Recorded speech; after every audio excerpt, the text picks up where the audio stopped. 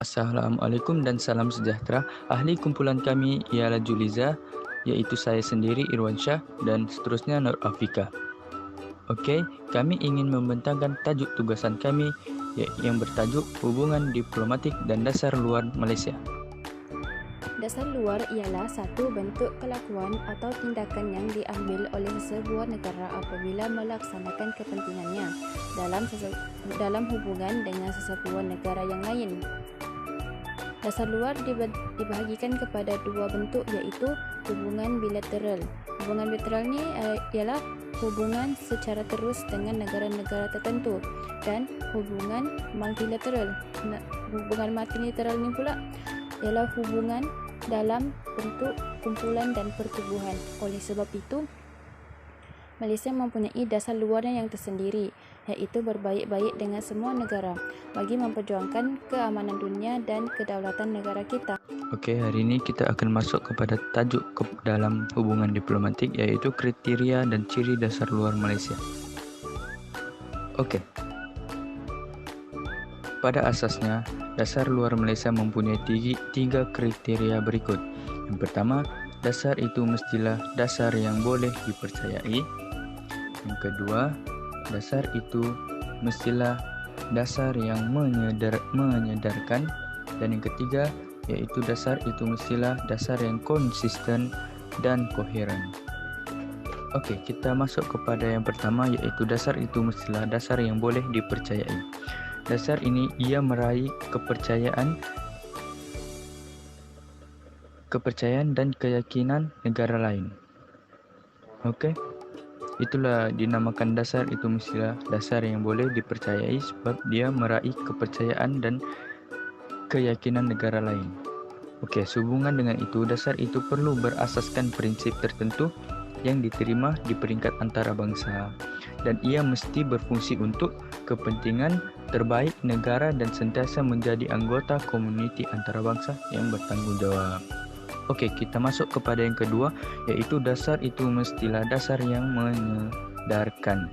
Okey, kenapa dia dipanggil menyedarkan? Kerana ia menjaga kepentingan rakyat melebihi segala-galanya. Okey, ia mestilah menyebabkan Malaysia diiktiraf dan dikagumi di peringkat antarabangsa, selain membolehkan warga Malaysia menjadi warga dunia yang baik. Okey, boleh fahamkan. Seterusnya, dasar yang ketiga, iaitu dasar itu mestilah dasar yang konsisten dan koheren. Dasar ini menjadikan Malaysia rakan yang boleh diterima dan boleh dipercayai dalam hal ehwal antara negara-negara lain. Okey, ia mesti mampu menjadikan Malaysia jenama yang disukai dalam hubungan antarabangsa. Okey. Faktor penentu dasar luar dari segi faktor dalaman iaitu kepentingan dan keselamatan nasional bagi menjamin keselamatan negara dari ancaman musuh. Dari aspek keselamatan, Malaysia ingin mengelakkan sebarang ancaman atau serangan dari luar. Dari aspek hubungan baik dengan semua negara, Malaysia merupakan negara kecil yang tiada mempunyai kekuatan tentera. Malaysia tidak boleh menggunakan kekerasan dalam dasar luarnya. Hal ini dikatakan demikian kerana Malaysia mempunyai keupayaan yang terhad. Dari aspek ekonomi, Malaysia bergantung kepada perdagangan antarabangsa, memandangkan ekonomi Malaysia adalah orientasikan ekspor. Dari segi faktor luaran, itu mengikut ketetapan dan selaras prinsip PBB. Malaysia berpegang teguh prinsip-prinsip PBB seperti memelihara keamanan dunia, melindungi hak asasi manusia, menegakkan keadilan dan kewibawaan undang-undang, dan menggalakkan perkembangan ekonomi dan sosial. Berasaskan kepada kepercayaan ini, Malaysia telah memainkan peranan aktif dan memberikan sumbangan yang bermakna terhadap PBB melalui penyertaan dalam agensi-agensi PBB seperti UNESCO dan UNCTAD. Malaysia juga memberikan sokongan terhadap Orde Baru, ekonomi antarabangsa dan kegiatan-kegiatan negara-negara selatan untuk mencapai keadilan dalam sistem perdagangan yang selama ini memihak kepada negara maju sahaja. Diplomatik dan dasar luar bermatlamat untuk menjamin keselamatan rakyat.